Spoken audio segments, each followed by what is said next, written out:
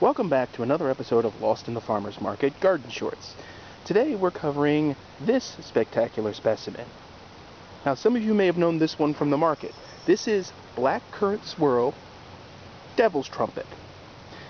Now there are two primary species in the grouping that this falls under. The angel's trumpet, which is Brugmansia, and the devil's trumpet, which you see in front of you. The scientific name for this plant is Datura metel. And obviously the variety is black currant swirl. And look at those flowers. A double purple, white, swirly surprise. And look at the deep purple stems. I mean, that's striking too. The massive leaves are also a bonus, in my opinion. Now the interesting thing is that this is a native species. It actually has an Aztec name. I can't pronounce it, nor could I find a pronunciation key for it. I'm going to spell it out real quick, though. Tollohuaxihuitl. If I tried to pronounce that, I'd be butchering the native language of the Aztecs and probably would be haunted by some kind of Aztec death god or something, so we'll pass. What it basically means is nodding herb or head. Now, you get that name from the fact that when the flowers are spent, they nod and point somewhat towards the ground. But what's interesting is, Datura isn't a true species, but a collection of pre-Columbian cultivars created from a common ancestor, Datura inoxia, which is from the Greater Antilles, which would be the Caribbean. And the name Datura is from Sanskrit, meaning thorn apple. Metel is from Latin, metallum, meaning metallic or metal, which is interesting when you think about it because the stems are kind of glossy, they kind of look metallic. In this case, they almost look like they're made out of wrought iron, so I could kind of see the name change. If you don't mind, I'm just going to rotate the camera a little for you. Now, in cultivation, and this specimen is really amazing this year, these plants will get to a set height of usually about 18 inches to 2 feet. And then they're going to split. Now, I don't know, I'm going to remove the camera again, so don't mind the shakiness. But as you can see the division in the stem there, they split and then they go to bloom. They form blooming tips and they don't get any taller. The seed pods are shaped roughly like an apple, and they're bright green and they're thorn covered. Well, they're pointy spikes that aren't really, they get nastier as the pod dries. You peel the pod back, or naturally if the pod peels back itself, you see the seeds on a central rind, much like in a pepper, and you harvest them and dry them when they're preferably brown.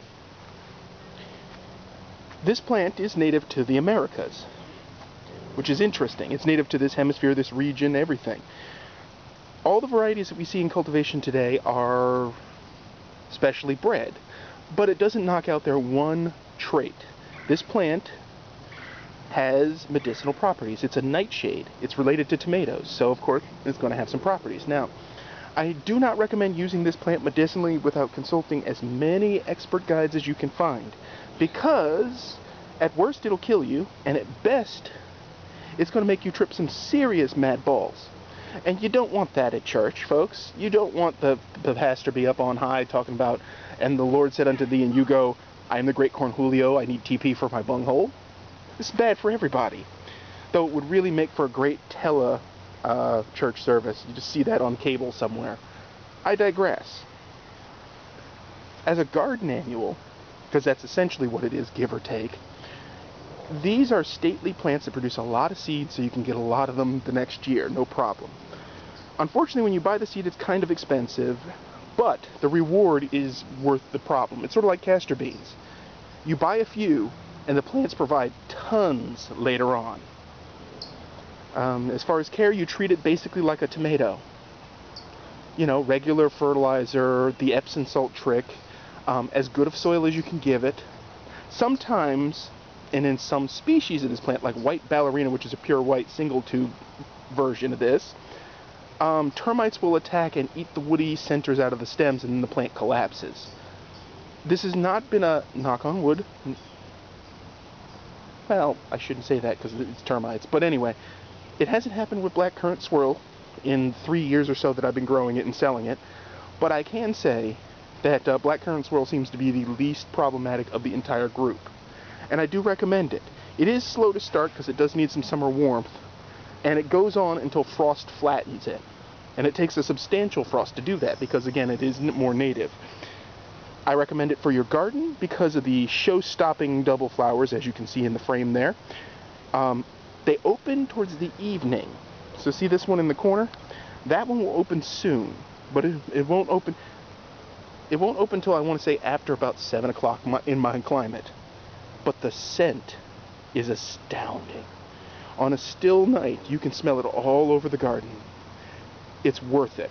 Now, this plant does attract pollinators, specifically hummingbird moths and things, night flyers. So you might want to plant it a bit of a distance from your tomatoes because one of the hornworm varieties is a moth larva. And that sums up Devil's Trumpet. You should have it in your garden. And then, by the way, if you like this new style of video with the new equipment, like, subscribe, put a comment in the comment section. You know, let me know what you think. As always, folks, keep them growing.